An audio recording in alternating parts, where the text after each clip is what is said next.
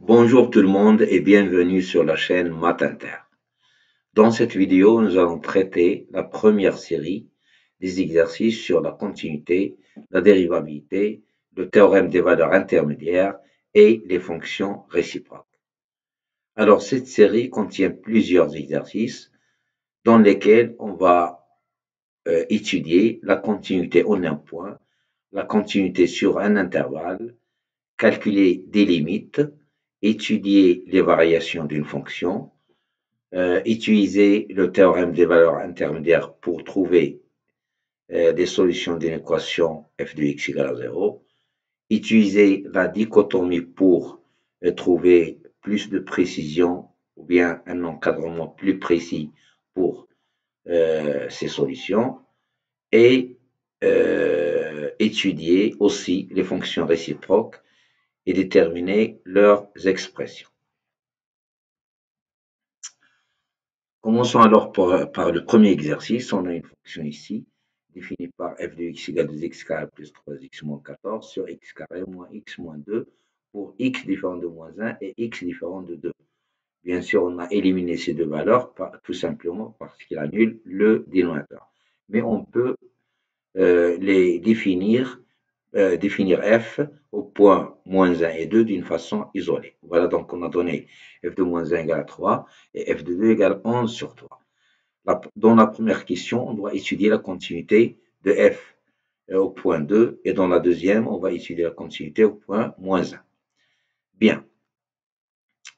Alors, donc à chaque fois, on doit comparer l'image et la limite. Commençons par la première question.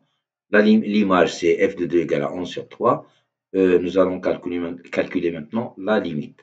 La limite quand x tend vers 2, alors au début, on remplace comme d'habitude, mais si on remplace, on trouve ici, on remplace par 2, on trouve 8 plus 6, ça fait 14.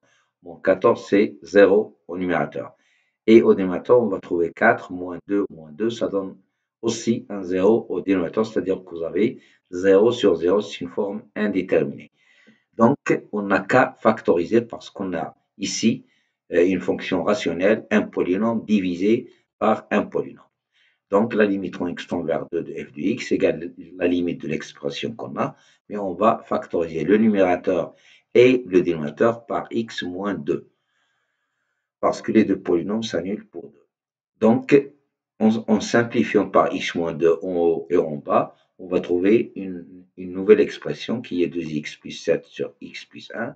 Donc, on va remplacer ici et on va trouver, après calcul, 11 sur 3. Alors, on voit que la limite qu'on a trouvée est égale à 11 sur 3 et l'image de 2, c'est aussi 11 sur 3. Donc, la limite quand x tend vers 2 est égale à f de 2. Donc, notre fonction f est continue au point 2. Pour la fonction, la deuxième question, on va voir si la fonction est continue au point x0 égale moins 1. Là aussi, on va essayer de calculer la limite. Si on remplace directement, on va trouver au numérateur moins 15 et en bas, on va trouver un 0. Ce qui signifie que la limite va donner l'infini. Bien sûr, notre problème, c'est de savoir est-ce que c'est plus ou bien moins l'infini.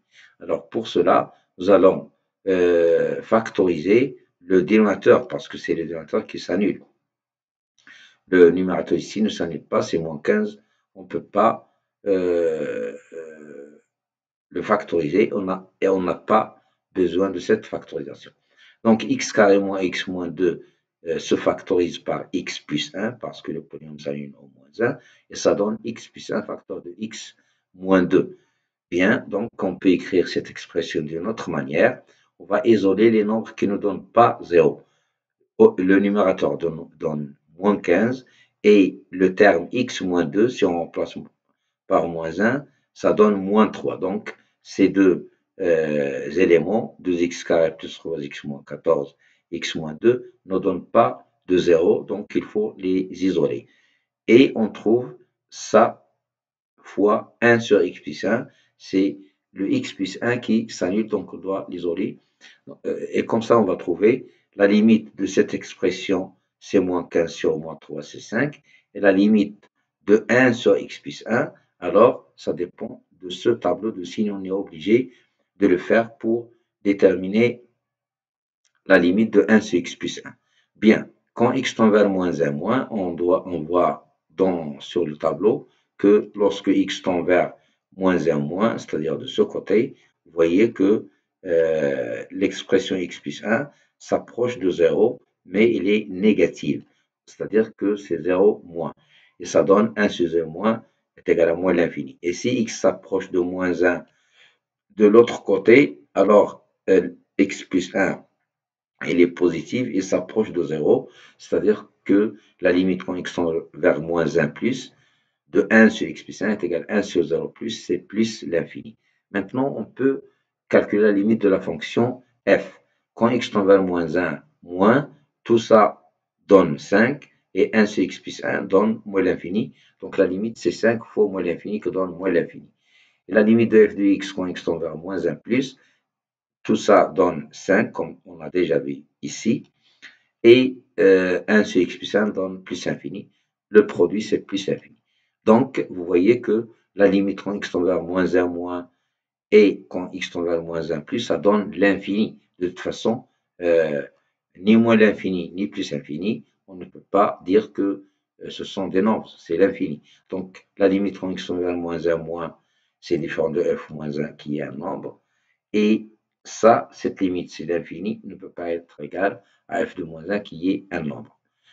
Donc, on peut dire que notre fonction n'est pas continue ni à gauche au point x0 égale à moins 1, ni à droite de ce point. Pour le deuxième exercice, on a la fonction définie par f de x égale racine de x plus 3 moins 2 sur x carré plus x moins 2 pour x différent de 1 et f de 1 égale 1 sur 12. Dans la première question, on doit étudier la continuité au point x0 égale 1. Et dans la deuxième question, on doit calculer la limite quand x tend vers plus l'infini. Bien, pour la première question, on a f de 1 égale 1 sur 12. Calculons alors la limite quand x tend vers 1 de f de x. Bien, si on remplace directement, bien sûr, on va trouver racine de 1 plus 3, c'est racine de 4, c'est 2, et de moins 2, c'est 0.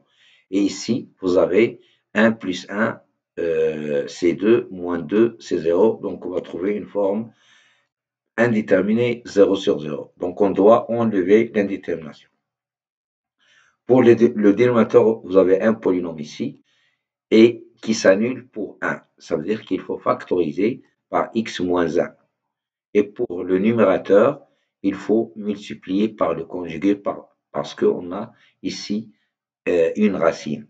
En multipliant par le conjugué en haut, on va trouver directement racine de x plus 3 au carré moins 2 au carré. Ça donne directement x plus 3 moins 4. On n'a pas écrit les détails. Et ici, on voit apparaître le conjugué. Voilà, en simplifiant cette expression, on va trouver x moins 1 en haut, et en bas, vous avez tout ça. Donc, on peut simplifier par x moins 1, ce qui donne une nouvelle expression, et dans laquelle on va remplacer, et on va trouver 1 sur 1 plus 3, 1 plus 2, c'est 3, ici 2 plus 2, c'est 4, c'est-à-dire qu'on va trouver 1 sur 12. Et 1 sur 12, c'est justement f de 1. Donc la limite quand x tend vers 1 est égale à f de 1, ça veut dire que notre fonction est continue au point 1. La deuxième question, on veut calculer la limite quand x tend vers plus l'infini. Pour plus infini, si on essaye de remplacer, alors en bas, ça donne plus infini parce que le terme du plus haut degré x carré donc plus infini, ça veut dire que la limite du dénominateur, c'est aussi plus infini. Et en haut, la limite de x plus 3, c'est la limite de x, ça donne aussi plus infini. Donc la limite de la racine, c'est aussi plus infini. Avec le moins 2, ça ne change rien, c'est toujours plus infini.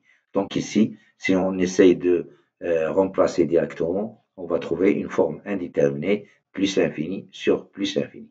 Donc là aussi, on va enlever l'indétermination. On va faire la même chose, on va multiplier par l'expression conjuguée qui est là. C'est le même travail qu'on a déjà fait. Et en simplifiant, on trouve 1 sur x plus 2 facteur de tout ça. Et quand x tend vers plus infini, le facteur x plus 2 tend vers plus infini. Et le conjugué tend aussi vers plus infini. Pourquoi? Parce que x plus 3 tend vers plus infini. Donc, racine de x plus 3 tend vers plus infini. Et si on ajoute 2, ça ne change absolument rien. Donc, le dénominateur tend vers plus infini fois plus infini. Donc, 1 sur plus infini, ce qui donne 1, 0. Donc, la limite de f de x quand x tend vers plus infini, c'est 0. Dans l'exercice 3, on a une fonction f définie par f de x égale x puissance 3 plus x moins 1. Et on a plusieurs questions ici, 5 questions. Dans la première question, on nous demande de démontrer que la fonction est continue sur R. Bien, on va voir ça. Alors, bien sûr, on voit que d'après l'expression, f est une fonction polynôme. Donc, il suffit de dire que f est une fonction polynôme. Donc, il est continu sur R, c'est un théorème. Pour la deuxième question, on vous demande de calculer les images. L'image de 0 et l'image de 1. Alors, pour l'image de 0, on remplace par 0 et on trouve moins 1. Et pour l'image de 1, on remplace par 1 et on trouve 1.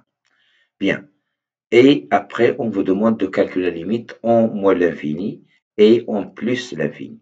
Alors, la limite quand x tend vers moins l'infini de f de x, c'est la limite du plus haut degré qui est x puissance 3. Et si on remplace, on trouve moins l'infini. Et la limite de f de x quand x tend vers plus infini, c'est aussi la limite du plus haut degré, du terme du plus haut degré qui est x puissance 3. Et ça donne plus l'infini. Maintenant, on vous demande d'étudier les variations de f sur son domaine de définition qui est R.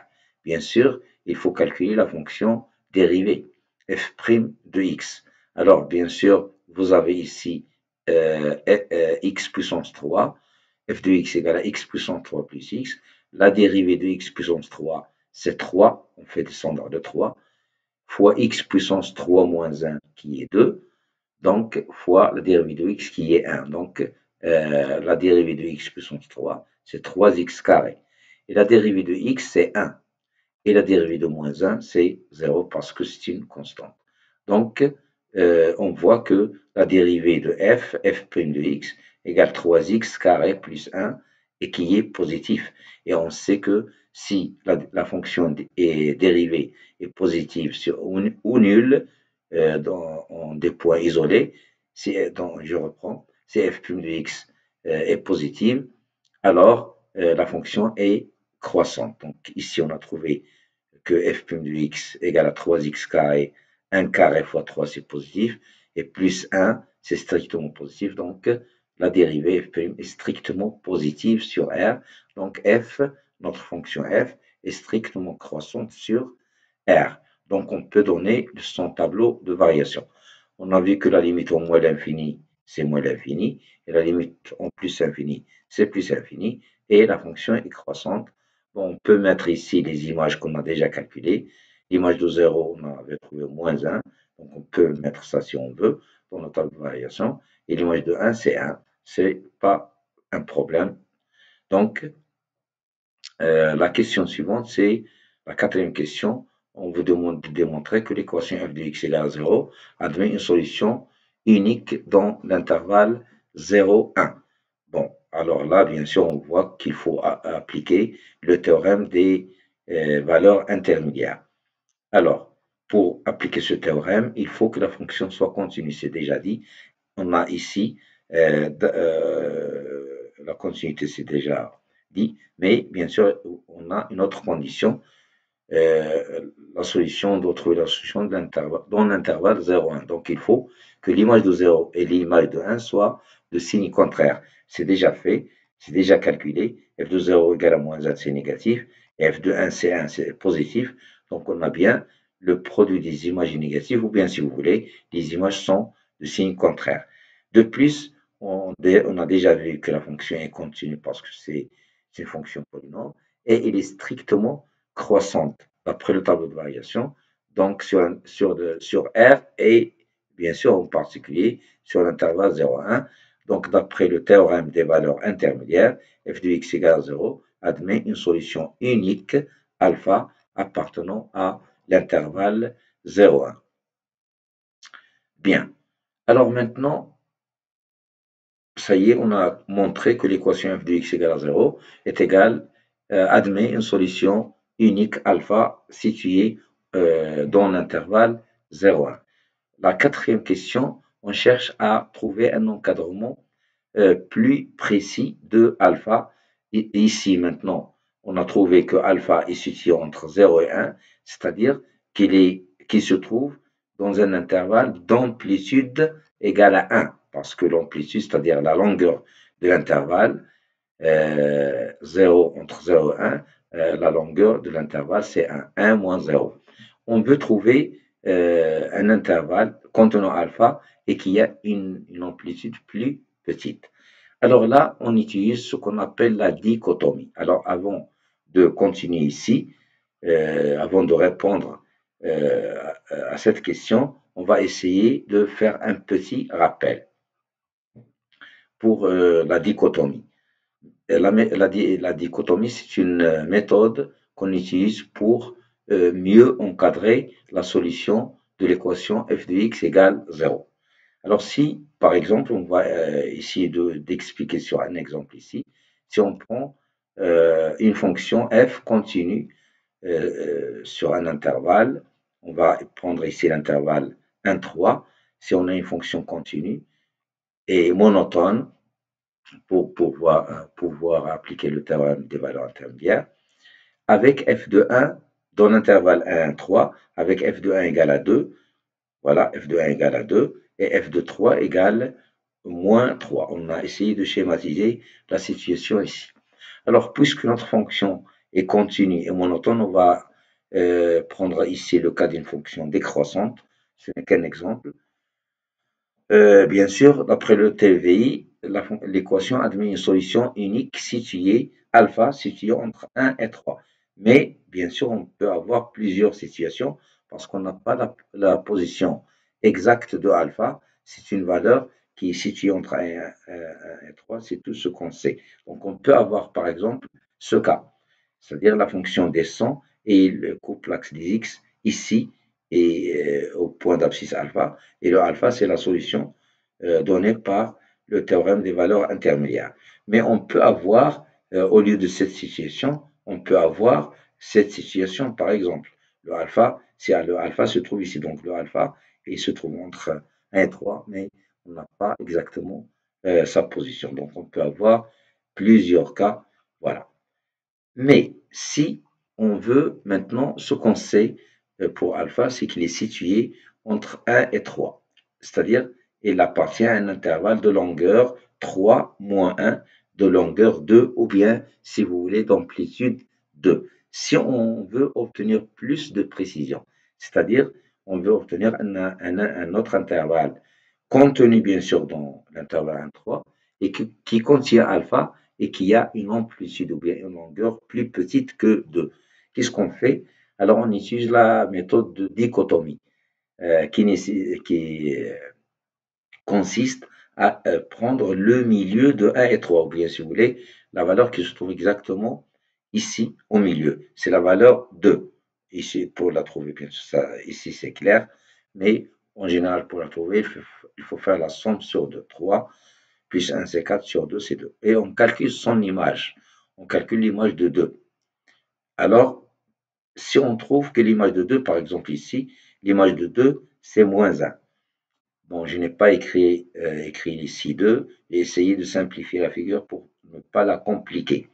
Donc, le voilà, le 2, et a pour image moins 1. Alors, dans ce cas, vous voyez que l'image de 1, c'est positif, l'image de 2 est négative, donc le alpha, normalement, se trouve entre 1 et 2. Et comme ça, on a réduit l'intervalle et son amplitude, ce n'est plus 2, mais c'est tout simplement 1. Parce que le alpha ne peut pas se trouver ici, parce que l'image de 2, c'est négatif, et l'image de 3 c'est négatif, donc le alpha ne peut pas appartenir à l'intervalle de 3, mais il appartient à l'intervalle 1, 2, c'est-à-dire qu'on a à peu près cette courbe. Très bien. Mais il y a un autre cas, lorsqu'on calcule, ça c'est le cas où l'image de 2 donne un nombre négatif. Dans le cas où le nombre 2 donne un nombre positif, l'image de 2, pardon, l'image de 2, c'est 1, c'est positif. Alors bien sûr, le alpha ne peut pas se trouver dans l'intervalle 1, 2, mais au contraire, il appartient maintenant, il doit appartenir à l'intervalle 2, 3, et on trouve cette situation, comme ça. Voilà, donc si vous voulez, voilà l'élément 2. Voilà, bien sûr, le principe de la dichotomie. Et on revient maintenant à notre exercice. Alors, le alpha, on a trouvé déjà que le alpha se trouve entre 0 et 1. Donc, c'est un intervalle d'amplitude 1, la longueur. On va essayer de réduire cette amplitude. Au lieu de 1, on va essayer de la réduire en 0,5. Qu'est-ce qu'il faut faire? Il faut prendre l'image du nombre qui se trouve exactement au milieu. Entre 0 et 1, c'est 1 demi. Et calculer son image. Voilà ce qu'on a fait. L'image de 1 demi, c'est on remplace dans la fonction. Et on trouve à la fin moins 3 sur 8, c'est négatif. Donc, bien sûr, on voit que l'image de 0, c'est négatif. Et l'image de 1 demi, c'est aussi négatif. Donc, le alpha ne peut pas appartenir à l'intervalle 0, 1 demi, mais elle appartient à l'intervalle 1 demi, 1, parce que là, les deux éléments 1 demi, 1 ont des images de signes contraires. Voilà, donc on vient de trouver un nouveau intervalle qui contient le alpha, qui est unique bien sûr, et dont l'amplitude est 0,5, qui est plus petite que l'amplitude précédente, qui était 1. Donc, on a trouvé plus de précision. Voilà. Dans l'exercice 4, on a une fonction f définie sur l'intervalle i égale 1 plus infini, avec, ou bien tel que, f de x égale 2 racine de x moins x. Bien, dans la première question, on demande de calculer f de 1 et la limite en plus l'infini, ou bien démontrer qu'il est égal à moins l'infini. Bien, pour l'image de 1, ce n'est pas difficile, il suffit de remplacer. Ici, on remplace, on trouve 2 racines de 1 moins 1 qui est égal à 1. Alors, pour la limite quand x tend vers plus infini, directement on ne peut pas parce que ça donne moins l'infini, plus infini. Et ici, moins l'infini, donc c'est une forme indéterminée. Il faut enlever l'indétermination. Alors, si on remarque que racine de x, que x s'écrit racine de x au carré, alors on peut factoriser par racine de x, ce qui donne racine de x facteur de 2 moins racine de x. Et maintenant, on peut calculer la limite sans problème parce que racine de x donne plus l'infini. Et ici, on trouve à l'intérieur 2 moins l'infini, c'est moins l'infini. Plus l'infini fois moins l'infini, ça donne moins l'infini. On a dit pourquoi. Parce que la limite de la racine de x, c'est plus infini. Bien, donc on peut dire que la limite de f de x quand x tend vers plus infini est égale à moins l'infini. Maintenant, dans la deuxième question, on veut étudier les variations de f sur l'intervalle 1 plus infini. Donc il faut calculer la dérivée. Alors, n'oublions pas que racine de x a pour dérivée 1 sur 2 racine de x. Donc, f' de x, c'est 2 fois la dérivée. Donc, la dérivée de racine de x, c'est 2, c'est 1 sur 2 racine de x. Et la dérivée de x, c'est 1. Donc, f' de x, elle est égale à 2 fois 1 sur 2 racine de x moins 1. En simplifiant, on va trouver 1 sur racine de x moins 1, ou bien 1 moins racine de x sur racine de x. Donc voilà, f de x est égal à 1 moins racine de x sur racine de x. Alors pour étudier les variations, il faut étudier le signe de f'. Bien sûr, on voit que racine de x qui se trouve en bas est positif sur l'intervalle 1 plus infini, strictement positif. Donc f' est de même signe que 1 moins racine de x. Bien, n'oubliez pas que x est plus grand que 1, donc racine de x est plus grand que 1, ce qui fait 1 moins racine de x est négatif. Donc la fonction est, donc f' de x est négatif aussi. Donc la fonction f est strictement décroissante sur l'intervalle 1 plus infini. D'où on peut donner le tableau de variation. Alors bien sûr l'image de 1 c'est déjà calculé, c'est 1. La limite en plus infini c'est moins l'infini et la fonction est strictement décroissante. Donc voilà le tableau de variation. Après on vous demande de montrer que l'équation f de x égale à 0 admet une solution unique sur l'intervalle 3, 5. Alors, bien sûr, la continuité, on sait que la fonction est continue, parce qu'on peut dire qu'il est continu car il est dérivable. Et on doit calculer les images pour voir si f de 3 et f de 5 sont de signes contraires. Donc, commençons. F de 3 égale 2 racine 3 moins 3. C'est positif, car si je calcule le carré de 2 racine 3, je trouve 12, et c'est plus grand que 3 au carré, donc ce nombre de racine 3 est plus grand que 3, c'est-à-dire que la différence est positive. Et là, de la même façon, on démontre que f de 5 est négative, car 2 racine 5, ça donne 20, et c'est inférieur à 5 au quart. Donc f de 3 et f de 5 sont de signes contraires. De plus, la fonction f est continue, car on voit qu'elle est dérivable, on a calculé la dérivée, donc pas de problème. On sait que si une fonction est dérivable, alors elle est continue. Donc notre fonction est continue sur l'intervalle 1 plus infini, donc en particulier il est continu sur 3, 5, et f de 3 et f de 5 sont de signes contraires. Donc. Et de plus, la fonction elle est monotone, elle est strictement décroissante. D'après le TVI, l'équation de x égale à 0 admet une solution unique, alpha, entre 3 et 5. Très bien. Maintenant, on va démontrer dans la quatrième question que notre fonction f admet une fonction réciproque. Donc, on a besoin de dire que f est continu et strictement monotone. C'est ce qu'on a bien sûr. La fonction f est continue, on a déjà dit ça car elle est dérivable. Et puis, elle est strictement décroissante de l'intervalle i qui est 1 plus infini, l'intervalle i 1 plus infini, vers l'intervalle moins l'infini 1. Donc, notre fonction, elle est d'une part continue et strictement décroissante de l'intervalle i1 plus infini, 1 inclus, vers l'intervalle j qui est égal à moins de l'infini 1, 1 inclus. Donc, la fonction f admet une fonction réciproque qu'on note f-1 définie dans l'intervalle j qui est égal à moins de l'infini 1. Maintenant, on va déterminer la fonction, l'expression de f-1 de x pour tout x appartenant à j. Alors là, je vous conseille pour calculer, pour déterminer f-1, je vous conseille de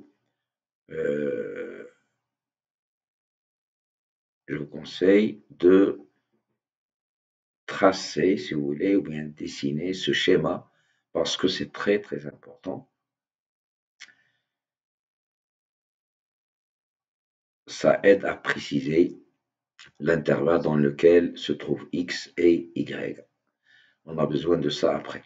De toute façon, f-1, on sait qu'il va de moins l'infini 1, c'est l'intervalle j, vers l'intervalle i qui est 1 plus infini. Et pour tout x, on associe f-1 de x, qu'on va appeler y. Et ça, c'est très important pour pouvoir résoudre le problème. Donc, on va démarrer de ça. On va écrire, pour tout x appartenant à l'intervalle, c'est déjà écrit sur le schéma. Et pour tout y appartenant à cet intervalle, l'égalité y égale à f-1 de x, c'est équivalente à f de y égale à f est égal à x. Je reprends, y égale à f-, dire que y égale à f-1 de x, ça revient à dire que f de y égale à x. Et ça va permettre d'utiliser l'expression de f. Ce qu'on cherche, c'est f-1 de x. Mais on a l'expression de f, on a f de y, donc on peut le calculer d'après l'expression de la fonction f, ça va donner 2 racines de y moins y égale à x. Alors, on va multiplier par moins 1 pour simplifier pour faire apparaître le plus avant le y, et puis on va remarquer qu'on peut écrire ce y comme étant racine de y au carré. Et ici, on peut considérer ceci, racine de y au carré moins 2 racine de y, comme le début d'une identité remarquable qui est tout simplement racine de y moins 1 au carré. D'accord? Donc, pour cela, qu'est-ce qu'on a fait? On a ajouté le 1 des deux côtés pour avoir cette identité complète. Racine de y au carré moins 2 racine de y plus 1, c'est exactement cette identité. Et ça va donner dans l'autre côté 1 moins x. Donc, racine y égale f moins 1 de x devient équivalente à racine de y moins 1 au carré égale 1 moins x. Alors maintenant, on a simplifié les choses. Vous avez quelque chose de la forme 1 carré égale un nombre. Ce qui permet de dire que ce nombre qui se trouve à l'intérieur du carré, ou bien égale racine de 1 moins x, ou bien égale à moins racine de 1 moins. Ça dépend du signe de racine de y moins 1. C'est pour cela que j'ai dit que ce schéma est très intéressant, parce qu'ici on voit que le y est plus grand que 1. Ça veut dire que racine de y est plus grand que 1 aussi. Ça veut dire que racine de y moins 1 est positif. Et donc, si racine de y moins 1 est positif, ça veut dire qu'il est égal à racine de 1 moins x. Bien sûr, j'ai écrit ici que racine de y moins 1 égale à ça ou la racine ou bien moins la racine. Mais on va préciser, j'ai déjà expliqué ça, puisque y est plus grand que 1, alors racine de y est plus grand. Ça veut dire que la racine de y moins 1 est positif. Donc, on va prendre ça et pas ça. Racine de y moins 1 égale racine de 1 moins x, ce qui fait racine de y égale 1 plus racine de 1 moins x, et j'élève au carré pour obtenir y égale 1 plus racine de 1 moins x, le tout au carré. Bien sûr, le y, ce n'est que f moins 1 de x. Voilà donc qu'on a trouvé que pour tout x appartenant à l'intervalle moins l'infini 1, f moins 1 de x est égal à 1 plus racine de 1 moins x, le tout au carré, et voilà. Nous sommes maintenant arrivés à l'exercice numéro 5. La fonction f est définie sur l'intervalle i égale à moins l'infini 2 par l'expression f de x égale à x carré moins 4x plus 1. La première question, calculer f de 2, on remplace, on trouve moins 3, limite quand x tend vers moins l'infini, on prend le terme du plus haut degré, on trouve plus infini, donc tout ceci n'est pas difficile. Donc limite en moins l'infini de f de x, c'est plus infini. Alors, les variations de f sur moins l'infini 2, on calcule la dérivée. C'est très simple, la fonction, vous avez x carré moins 4x plus 1. La dérivée de x carré, c'est 2x. Et la dérivée de moins 4x, c'est moins 4. Et la dérivée de 1, c'est 0. Ce qui fait la f' de x égale à 2x moins 4. N'oublions pas que l'intervalle dans lequel f est défini, c'est moins l'infini 2. Donc, pour x inférieur ou égal à 2, on a 2x inférieur ou égal à 4, ce qui fait 2x moins 4 est inférieur ou égal à 0. Donc, f' de x est inférieur ou égal à 0. Donc, notre fonction est strictement décroissante sur l'intervalle moins l'infini 2. Alors, on a calculé la limite au moins l'infini, c'est plus infini. Et l'image de 2, on avait trouvé moins 3. Donc, voilà le tableau de variation. Maintenant, il faut montrer que f a une fonction réciproque. Bien, la fonction elle est continue parce qu'elle est dérivable. Bon, on peut dire que c'est une fonction polynôme ou bien elle est dérivable. C'est la même chose, donc la fonction est continue pour une raison, la première ou bien la deuxième raison, c'est la même chose. Et il est strictement décroissante de l'intervalle moins l'infini 2 qui est i vers l'intervalle qu'on voit ici qui est moins 3 plus l'infini, c'est l'intervalle j. Donc la fonction f admet une fonction réciproque f moins 1 qui est définie de j vers i, ou bien tout simplement on dit qu'il est défini sur l'intervalle dans l'intervalle j. Maintenant, la détermination de f moins 1 de x. Donc on a voilà, tracé un schéma ici qui va simplifier le travail. f moins 1 est défini de moins 3 plus infini qui est l'intervalle j vers i qui est moins l'infini 2. pour tout x appartenant à cet intervalle, on associe f moins 1 de x qu'on a appelé ici y. Donc, dire que y égale à f moins 1 de x, ça veut dire que f de y égale à x, et on a la possibilité maintenant de travailler avec l'expression de la fonction f. Donc, ici, vous avez f de y, donc on va remplacer le x par y. F de y, ça va donner y carré moins 4y plus 1. Voilà, donc on va trouver ça égal à x. Et on peut remarquer que y carré moins 4y, c'est le début d'une identité qui est y moins 2 au carré. Donc ça va donner y moins 2 au carré moins 4 plus 1, ce qui fait ça donne moins 3. Égal à x, donc dire que y égale à f moins 1 de x, ça revient à dire que y moins 1 au carré égale 3 plus x. On a déplacé le 3 de l'autre côté.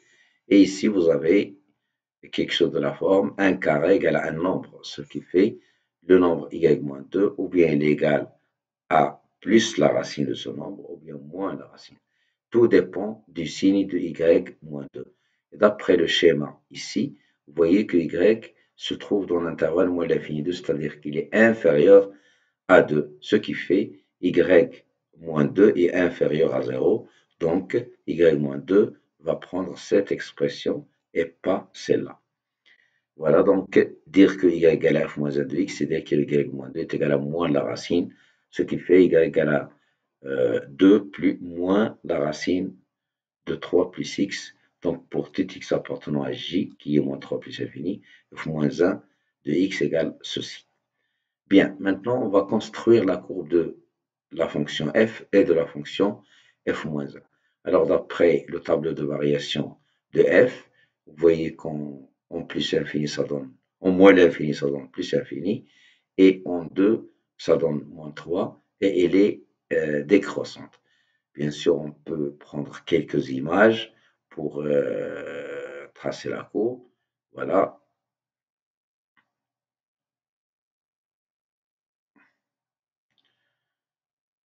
Voilà donc la courbe de la fonction f. F de x égale à x carré moins 4 plus 1. L'image de, comme on a déjà dit, l'image de c'est moins 3. On peut remarquer que l'image de 0, c'est 1. Et que l'image de moins 1, si vous voulez, on va trouver ce nombre qui est 1, 2, 3, 4, 5, 6. Il suffit de remplacer. Et on peut, bien sûr, tracer la courbe sans problème parce qu'elle est décroissante. Elle passe par quelques points qu'on a notés ici. Même on peut ajouter l'image de 1 qui est moins 2 et ça va marcher comme ça. Voilà donc la courbe de la fonction f.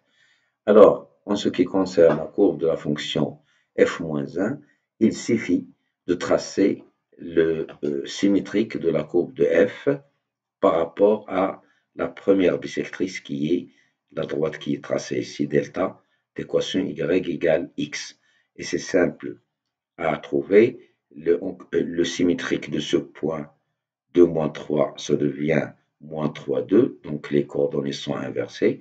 Le symétrique de ce point ici, qui a pour coordonnée 1, moins 2, donc c'est le point de coordonnées moins 2, 1. Et ici, vous avez le point 0, 1, ça devient 1, 0. Et ici, vous avez le point moins 1, 6, qui devient 6 moins 1, 1, 2, 3, 4, 5, 6, moins 1. Donc, on peut tracer la courbe sans aucun problème de la fonction f moins 1. Bien, maintenant, nous sommes arrivés au dernier exercice. On considère la fonction f définie sur l'intervalle i égale 0, 1, 0 inclus et 1 exclu, avec f de x égale x carré plus x plus 1, pardon, x carré plus 1 sur x carré moins 1. L'image de 0, alors on remplace pas de problème, on trouve 0 plus 1 sur le moins 1, c'est-à-dire moins 1, et on demande de calculer la limite quand x tend vers 1 moins. Bien, limite quand x tend vers 1 moins, bien sûr, si on remplace, au numérateur on trouve 2 et au dénominateur on trouve 1, 0. Mais à l'aide du tableau de signes x carré moins 1, vous voyez ici un polynôme de second degré qui s'annule au point moins 1 et 1, c'est évident. À l'extérieur des racines, on a plus le signe de A, ici le signe contraire. Donc on voit que quand x tend vers 1 moins, voilà un moins ici, un moins, vous voyez que quand x s'approche de 1 à gauche, x carré moins 1, il est négatif, mais il s'approche de 0. Donc on doit mettre ici 2 qu'on a trouvé déjà ici, lorsqu'on a remplacé. Et ici c'est 0 moins. Donc ça donne moins l'infini.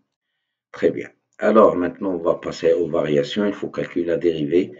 Pour étudier les variations, il faut calculer la dérivée f'. Alors ici vous avez la fonction sous la forme u, ça c'est u.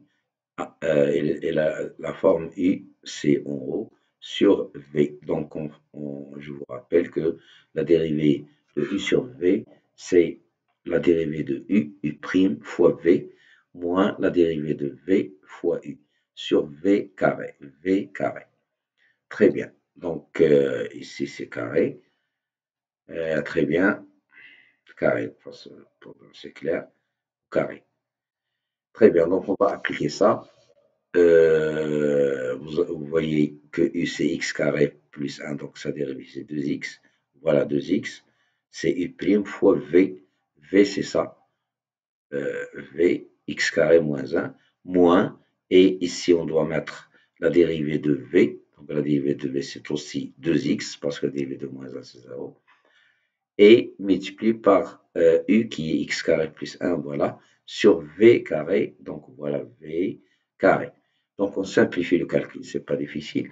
2x fois x carré, ça donne 2x3, moins 2x3, ça s'en va. Ce qui reste, c'est moins 2x, et moins 2x, c'est moins 4x sur 100. Alors n'oubliez pas que le x appartient à 0,1, donc moins 4x est négatif.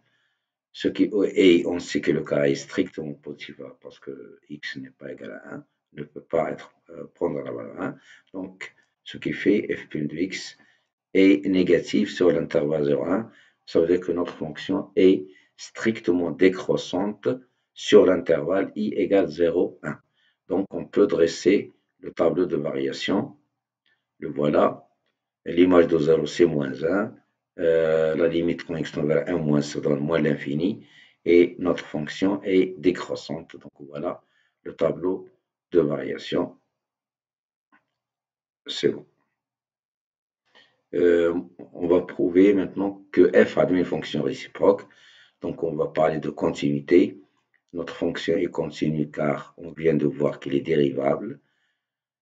Et il est strictement décroissant d'après le tableau de variation de l'intervalle i égale 0,1. De cet intervalle 0,1 vers l'intervalle, celui-là, moins l'infini, moins 1. Voilà. Donc la fonction admet bien une fonction réciproque f-1 définie sur l'intervalle j, moins l'infini, moins 1, l'intervalle d'arrivée. Maintenant, on va essayer de trouver f-1 de x. On va tracer ce schéma. Donc f-1 va de l'intervalle moins l'infini moins 1 vers l'intervalle 0,1. Tout x a pour image un x quelconque a pour image f moins 1 de x qu'on a appelé y. Et on va faire de la même façon. On va partir de l'égalité y égale à f moins 1 de x. Ce qui veut dire que f de y égale à x et on remplace f de y, ça donne y carré plus 1 sur y carré moins 1 égale à x. Bon, on va faire des manipulations de calcul. Y carré plus 1 est égal à y carré moins 1 fois x qui donne ça. C'est équivalent à dire que, bon, je déplace le y carré, x moins 1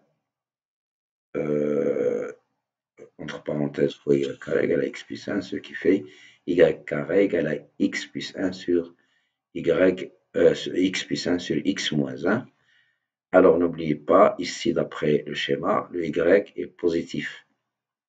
Donc ici, puisque vous avez un carré, normalement on doit écrire ou bien racine de tout ça, ou bien moins racine, ça dépend de y. Et puisque y est positif, donc y est égal à racine de x plus 1 sur x moins 1, ce qui fait, pour tout x appartenant à l'intervalle moins l'infini 1, f moins 1 de x égale racine de x plus 1 sur racine de x moins 1. Voilà, donc c'est la fin de la série. Je vous remercie pour votre attention et je vous donne rendez-vous pour une prochaine vidéo.